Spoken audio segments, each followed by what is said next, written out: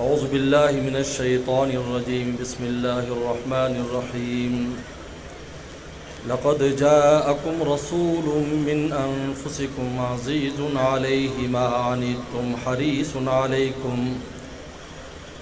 علیکم بالمؤمنین رؤوف رحیم صدق اللہ مولانا العظیم۔ میرے محترم بزرگ اور دوستو، اللہ تعالیٰ نے اس امت کو جو خصوصیت عطا فرمائی ہے وہ اپنے رسول صلی اللہ علیہ وسلم کا عشق ہے۔ اللہ تعالیٰ نے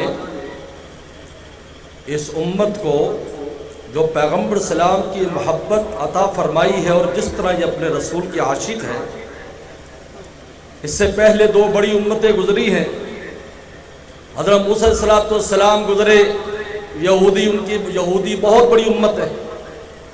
اس کے بعد عیسائی آئے، نصارہ آئے، حدیث صلی اللہ علیہ وسلم کی امت۔ قرآن مجید اٹھا کر دیکھ لیجئے کہ موسیٰ علیہ السلام کے امتیوں نے اپنے پیغمبر کے ساتھ کیا کیا؟ اذهب انت وربک فقاتلا انا ہاہنا قاعدون، آپ اور آپ کا رب جا کر جنگ لڑے، ہم یہیں بیٹھے ہیں۔ عیسیٰ علیہ السلام کو جب یہودیوں نے گھیرا تو جو حواری ان کے خاص لوگ تھے عیسیٰ علیہ السلام کو چھوڑ کر چلے گئے۔ چنانچہ یہودیوں نے جو بات مشہور کی تھی وَقَوْلِهِمْ إِنَّا قَتَلْنَا الْمَسِيحَ عِيسَى ابْنَ مَرْيَمَ رسول اللہ، کہ ہم نے عیسیٰ علیہ السلام کو شہید کر دیا، نعوذ باللہ۔ عیسائیوں نے ان کی بات پر یقین کر لیا کیونکہ وہ خود موجود نہیں تھے، خود موجود ہوتے تو رد کرتے، لیکن اس کا رد اسلام نے آ کر کیا، قرآن نے آ کر کیا۔ وما قتلوہ وما صلبوہ، نہ وہ قتل کر سکے نہ سولی دے سکے۔ آگے فرمایا پر رفع اللہ علیہ، اللہ تعالیٰ نے ان کو آسمانوں پر اٹھا لیا۔ میرے دوستو، جب اس امت کی باری آتی ہے، غزوہ بدر سے اٹھا کر دیکھ لیجئے حضرت سیدنا صدیق اکبر کا عمل جو مسیلمہ کذاب کے خلاف تھا۔ غزوہ بدر میں بھی مقداد ابن اسود نے یہ کہا تھا کہ ہم موسیٰ علیہ السلام کی امت کی طرح نہیں ہیں، بلکہ اللہ کے نبی صلی اللہ علیہ وسلم اذهب انت ربک فقاتلا انا معکما مقاتلون، آپ بھی چلیے، ہم بھی آپ کے ساتھ جنگ لڑیں گے۔ اور سیدنا صدیق اکبر رضی اللہ تعالیٰ عنہ نے آپ کے بعد ناموس رسالت اور ناموس ختم نبوت پر جب حرف آیا، اس وقت کس طریقے پر میدان میں نکلے۔ آج ان کا یہ راستہ ہمارے لیے مشعل راہ ہے۔ ایک بار میں آسٹریلیا سے واپسی پر ایک ملک میں کچھ دن کے لیے اترا ٹرانزٹ ویزے پر۔ وہاں اس وقت تو میرے دوست نہیں تھے، کسی دوست کے توسط سے میرے میزبان تھے۔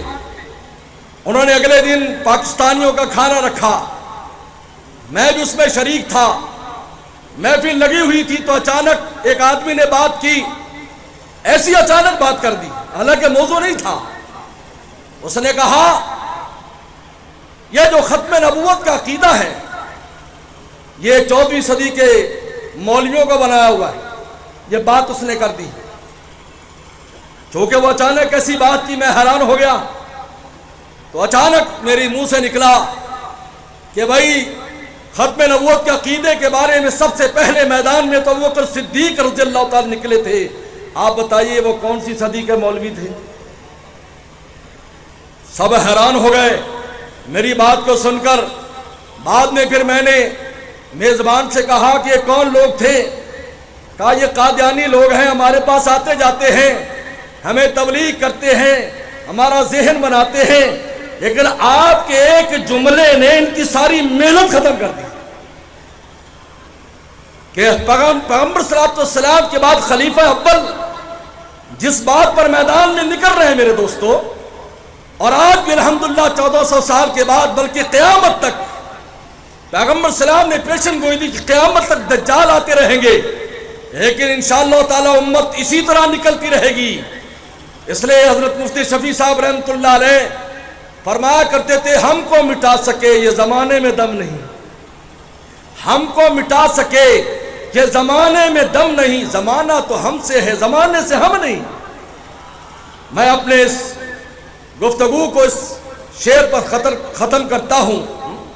لوٹ آئے جو بھی فرزانے گئے ہیں. میرے دوستو، اسلام کا راستہ دیوانوں کا عاشقوں کا راستہ ہے، یہ فرزانوں کا راستہ نہیں ہے. لوٹ آئے جو بھی فرزانے گئے، تاب منزل صرف دیوانے گئے.